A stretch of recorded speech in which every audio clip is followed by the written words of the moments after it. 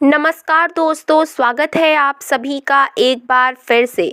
दोस्तों, जो स्त्री गौ माता को ऐसी रोटी खिलाती है उसका संपूर्ण धन नष्ट हो जाता है। ऐसे घर से देवी देवता भी क्रोधित हो जाते हैं। इसी के साथ इस वीडियो में हम जानेंगे उस विशेष वस्तु के बारे में जो अगर आप गौ माता को खिला दे तो माँ लक्ष्मी हो जाती हैं प्रसन्न। घर में होता है अस्थायी रूप से माँ लक्ष्मी का वास। तो दोस्तों, पूरी जानकारी के लिए वीडियो को अंत तक जरूर देखिएगा।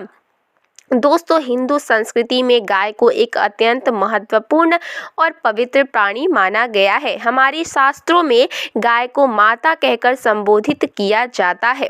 समस्त देवी देवता भी गाय का पूजन करते हैं। समुद्र मंथन से उत्पन्न हुई कामधेनु माता समस्त कामनाओं को पूर्ण करने वाली देवी है। इसीलिए हमें गाय को कामधेनु माता मानकर उनकी पूजा करनी चाहिए। इससे हमारे समस्त मनोकामनाएं पूर्ण होती हैं। ऐसी मान्यता है कि गौ माता के शरीर में सभी देवी देवताओं का वास होता है। हमारे सबसे प्राचीन ग्रंथ ऋग्वेद में भी हमें ये बताया गया है कि गौ माता को माँ, बहन या बेटी की तरह मानना चाहिए और इस शांत जीव को कभी भी मारना नहीं चाहिए। हिंदू धर्म में गौ माता की हत्या करना महापाप माना गया है। भगवान श्री कृष्ण कहते हैं, कलयुग में मनुष्य केवल दूध के लिए ही गायों का पालन करेगा। दूध से धन कमाने के लिए वह गाय को अत्यंत कष्ट देगा, जिसके परिणाम स्वरूप इस सृष्टि का अंत हो जाएगा। जो मनुष्य कलयुग में भी गाय की सेवा निस्वार्थ भाव से करेगा वो सुख समृद्धि पाएगा। जो स्त्री पहली रोटी गाय के लिए निकालेगी वह सौभाग्यशाली होगी। जो अपने घर में गौ माता से प्राप्त दूध, दही और घी रखेगा वह सभी रोगों से मुक्त होकर ऐश्वर्यशाली बनेगा।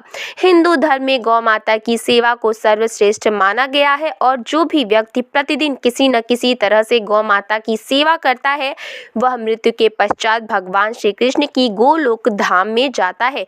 गाँव हो या शहर, जिनकी इच्छा हो वह लोग अपने तरीके से गौ माता की सेवा कर ही लेते हैं।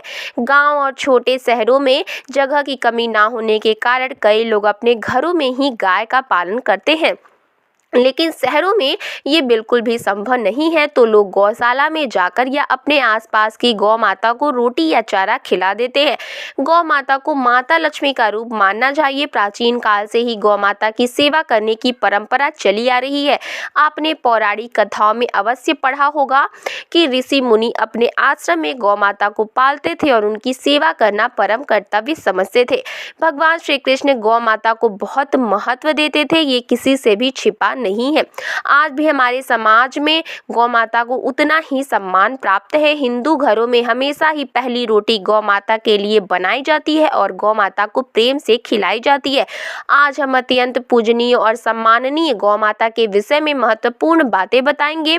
साथ ही ये भी जानेंगे कि गौ माता को कौन सी चीज़ खिलानी चाहिए और कौन सी नहीं। दोस्तों, वीडियो में आगे बढ़ने से पहले अगर अभी तक आपने वीडियो को लाइक नहीं किया है तो वीडियो को लाइक कर दीजिए, चैनल को जरूर सब्सक्राइब कर दीजिए और साथ ही साथ बेल आइकन जरूर दबाइएगा। दोस्तों, सबसे पहली बात, गौ माता बहुत ही शुभ होती है। उनके दर्शन मात्र से ही हमें पुण्य कर्म की प्राप्ति होती है। इसीलिए जिस घर के मुख्य द्वार पर नित्य गौ माता पधारे ऐसे घर में कभी भी अकाल मृत्यु नहीं होती और ऐसे घर पर कभी भी संकट नहीं आती। दूसरी बात, किसी भी यात्रा के लिए जाते समय अगर हमें गौ माता के दर्शन हो जाए तो हमें उन्हें नमस्कार करके ही आगे बढ़ना चाहिए, तभी हमारी यात्रा सुखद और सफल होती है। तीसरी बात, ज्योतिष शास्त्र के अनुसार अगर कुंडली में पितृ दोष हो तो अन्य उपाय के साथ साथ गौ माता को प्रतिदिन रोटी और हरी घास खिलाने से लाभ प्राप्त होता है और पितृ दोष से मुक्ति मिलती है। अगर इसी तरह कुंडली में शनि की 7.5 या महादशा हो तो हर शनिवार और अमावस्या को काले रंग की गाय को रोटी खिलाने से शनि दोष से मुक्ति मिलती है। चौथी बात, गौमूत्र अत्यंत उपयोगी, पवित्र और स्वास्थ्य की दृष्टि से अत्यंत हितकारी होता है। आध्यात्मिक दृष्टि से गौमूत्र बहुत ही अधिक महत्व होता है। साथ ही वैज्ञानिक और स्वास्थ्य की दृष्टि से भी इसे लाभकारी माना गया है। गौमूत्र में बहुत से खनिज पदार्थ और स्वास्थ्य वर्धक तत्व होते हैं जो हमारे शरीर की शुद्धि करते हैं और बहुत से रोगों से हमारी रक्षा करते हैं। गौमूत्र का छिड़काव करने से वातावरण में शुद्धता और पवित्रता व्याप्त हो जाती है, इसीलिए घर में प्रतिदिन गौमूत्र छिड़कना चाहिए। आइए अब जान लेते हैं कि हमें गौ माता को कौन सी चीज़ें खिलानी चाहिए और कौन सी नहीं। पहली बात, अपने द्वार पर आई गौ माता को कभी भी बिना रोटी खिलाए ना जाने दे। गौ माता को रोटी खिलाने से हमें बहुत पुण्य मिलता है। दूसरी बात, गौ माता को कभी भी बासी और सड़ा गला खाना या फिर बासी या सड़ी गली रोटी भूल से भी नहीं खिलानी चाहिए। जो भी व्यक्ति गौ माता को बासी या सड़ी गली रोटी खिलाता है, ऐसे व्यक्ति से माँ लक्ष्मी के साथ साथ अन्य देवी देवता भी क्रोधित हो जाते हैं। भूख लगने पर मजबूरी में गौ माता उस अन्न का सेवन तो कर लेती हैं, लेकिन इसका पाप हमें जरूर लगता है। गौ माता एक शुद्ध, पवित्र और दिव्य प्राणी है। इन्हें कभी भी जूठा, सड़ा गला खाना और बासी चीज़ें नहीं खिलानी चाहिए। तीसरी बात, गौ माता एक शाकाहारी पशु है। गौ माता में समस्त देवी देवताओं का वास है, इसीलिए कभी भी गौ माता को जबरदस्ती मांसाहार, अंडे इत्यादि जैसी चीज़ें खिलाने की कोशिश नहीं करनी चाहिए।